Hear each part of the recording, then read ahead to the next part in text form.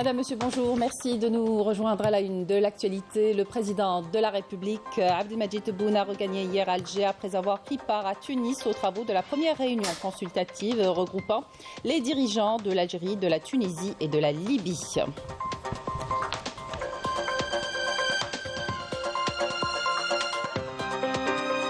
L'Algérie, la Tunisie et la Libye posent les jalons d'un partenariat inédit basé sur la concertation et la coordination au service des intérêts de leur peuple. C'était hier à l'occasion du sommet de Tunis qui a regroupé les dirigeants des trois pays frères.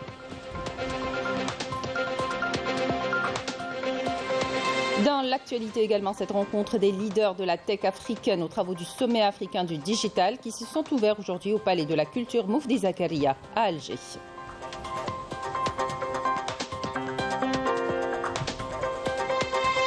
À l'étranger, plusieurs Palestiniens sont tombés en martyrs et des dizaines d'autres ont été blessés aujourd'hui dans de nouveaux bombardements de l'entité sioniste contre diverses zones de la bande de Gaza.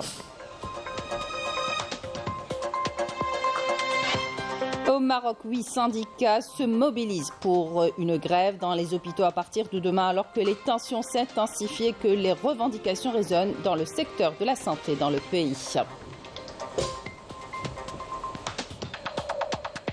Et puis, il y aura du football ce soir avec la rencontre qui opposera le MC Alger au CS Constantine au stade Miloud Hedfi d'Oran en demi-finale de la Coupe d'Algérie de football 2023-2024. Bienvenue à tous. Le président de la République, Abdelmadjid Tebboune, a regagné hier Alger après avoir pris part aux travaux de la première réunion consultative regroupant les dirigeants de l'Algérie, de la Tunisie et de la Libye. Le président de la République a été accueilli à son arrivée à l'aéroport international Ouari Boumediene par le Premier ministre Nadir Arbaoui et le chef d'état-major de l'armée nationale populaire, le général d'armée Saïd Chengriha.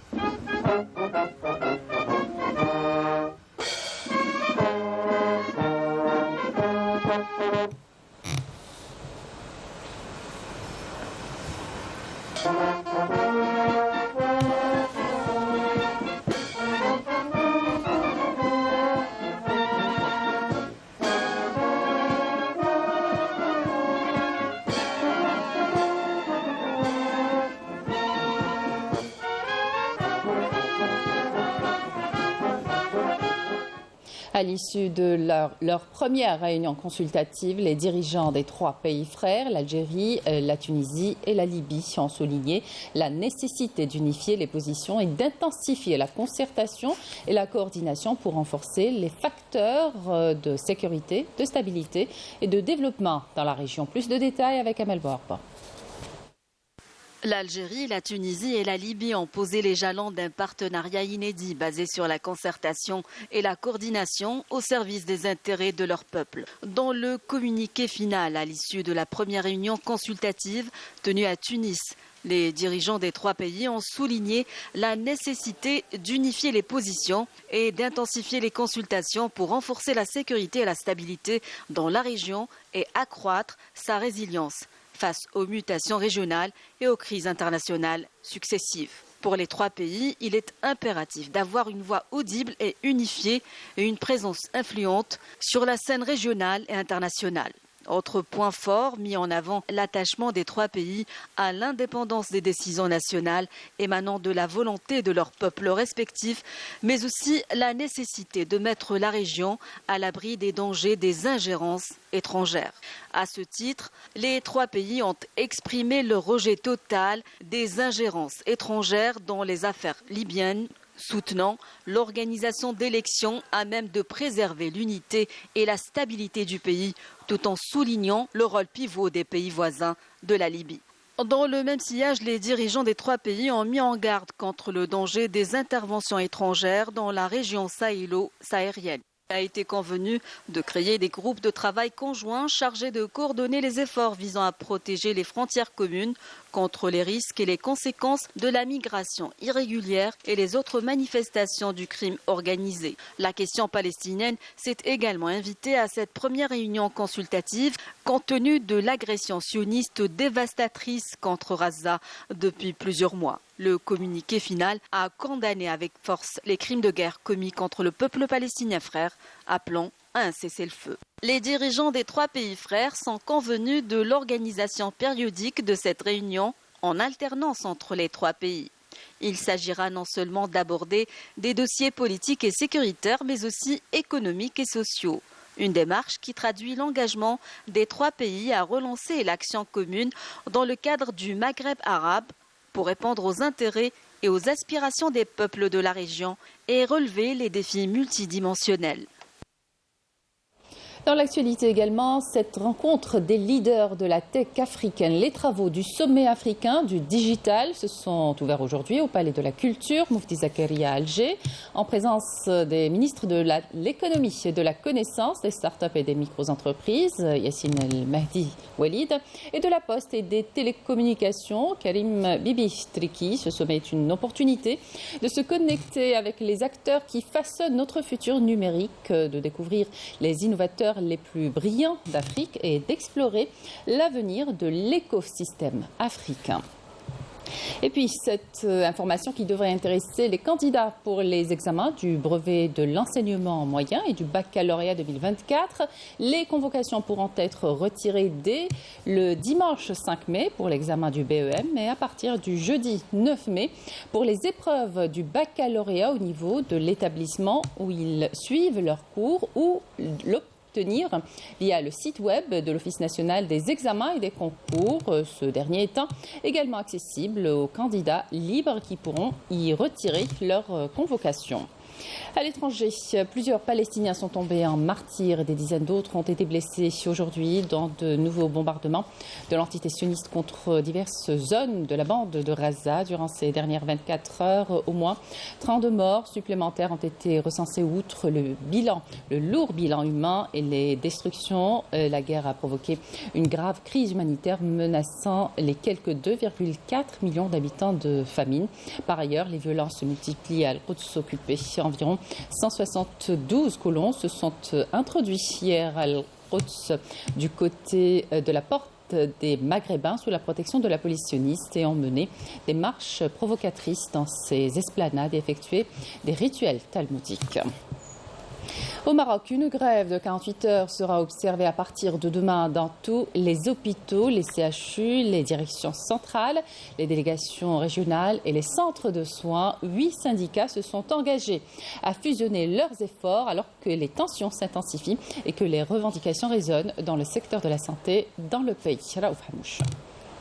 Pauvreté, atteinte aux libertés et une misère sans précédent. Le peuple marocain vit au rythme des manifestations, dénonçant la détérioration des conditions de vie, notamment pour les travailleurs du secteur de la santé. À partir de ce mercredi, tous les hôpitaux au Maroc seront paralysés par une grève générale. En effet, 8 syndicats se sont engagés à faire front commun pour une grève générale afin de répondre aux revendications des personnels de la santé. L'objectif est clair, faire valoir les revendications légitimes des différentes catégories, confrontés entre autres à la marginalisation et à la pauvreté par le Marzen dans ce secteur vital. Dans un contexte d'escalade des tensions au sein du secteur de la santé au Maroc, les étudiants en médecine sont devenus des critiques virulents des réformes du Marzen. Depuis la rentrée scolaire en cours, ils sont des milliers à boycotter les examens et à descendre dans la rue en signe de protestation. Complètement isolés et oubliés, la précarité dans laquelle vivent les professionnels de la santé les pousse à investir la rue et à dénoncer cette insupportable situation qui les oblige à battre le pavé pour recouvrir leurs droits légitimes. Retour en Algérie avec l'actualité sportive. Le MC Alger affronte le CS Constantine ce soir à 21h au stade Miloud Hedfi d'Oran en demi-finale de la Coupe d'Algérie de football 2023-2024. Riyad Belkhadim. Le stade Miloud Hedfi d'Oran sera un théâtre sans public ce soir à partir de 21h d'une explication XXL entre les deux meilleures formations de la Ligue 1. L'affiche entre le Mouloudia d'Alger et le CS Constantine se jouera ce soir au stade d'Oran à huis clos. Le Chabab de Constantine, qui court après le premier trophée de son histoire, aura à cœur de se qualifier à sa première finale et du coup espérer mettre fin à plusieurs tentatives manquées. Les Constantinois, qui occupent la position de dauphin en Ligue 1 derrière le solide leader, le MCA, et adversaire d'un jour, avaient atteint le dernier carré à 4 reprises en 87, 92, 2012 et 2019, sans pour autant parvenir à franchir cet avant-dernier stade de la compétition. Toutefois, leur mission ne sera pas facile devant l'un des spécialistes de l'épreuve. Avec 8 trophées, le MCA occupe la tête du classement des clubs les plus titrés dans l'épreuve populaire en compagnie de l'Entente de Sétif, du Chabab de Belouizdad et de l'USM Alger. Le club algérois, qui a fait un grand pas pour décrocher le titre de champion, vise désormais le doublé. Cela passera inéluctablement par un succès face au CSC, qui reste sur une bonne dynamique puisqu'il a enchaîné vendredi dernier face à Renchla une victoire de buts à 1, synonyme de 7e succès de rang, toutes compétitions confondues. Le Mouloudia d'Alger, dont le dernier trophée remonte à 2016 face au Nehd du Sindé, victoire 1-0 à l'époque, devra puiser dans ses ressources face à un adversaire qui lui a infligé sa première défaite de la saison en championnat. Le match sera le 7e dans l'histoire des confrontations en Coupe d'Algérie entre les deux clubs. Le Mouloudia et le CSC se sont déjà rencontrés à 6 reprises. Les deux clubs sont à égalité parfaite puisqu'ils ont décroché 3 succès chacun. Tout pronostic est impossible, mais une seule certitude demeure. Le CSC jouera pour son histoire et le Mouloudia, lui, veut offrir le doublé à son public. Et on termine avec l'actualité culturelle nationale marquée par la tenue du mois du patrimoine. Des portes ouvertes sur la Casbah d'Alger sont organisées à l'occasion jusqu'au 18 mai.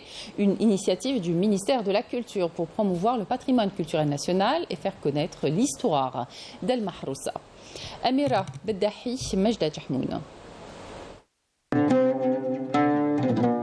Plus qu'un simple quartier ancien, elle est un véritable symbole de la culture algérienne aux innombrables facettes. La Casbah d'Alger, joyau historique et architectural au cœur de la capitale, laquelle avec son labyrinthe de ruelles étroites, ses maisons blanchies à la chaux, ses mosquées anciennes, ses palais, ses hammams, ses souks et ses vues imprenables sur la Méditerranée fascinent et envoûtent. Franchement, c'est très beau, c'est très intéressant. On en a profité pour visiter le patrimoine chouïa. En plus, on en profite, là c'est le mois du patrimoine.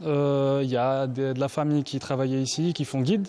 Donc ça fait une bonne occasion de voir l'entourage. On a commencé مساحة شهداء on a طالعين بلاقل. La Casbah est l'un des plus beaux héritages de l'Algérie. Son histoire est très intéressante. Les musées en disent long sur la vie d'avant, notamment celle de nos aïeux.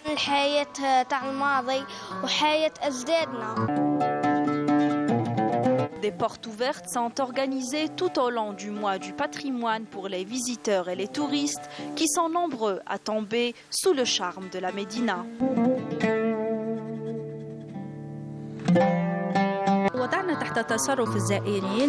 Nous avons mis à la disposition des visiteurs de tous bords une série de prospectus présentant les sites protégés au niveau national.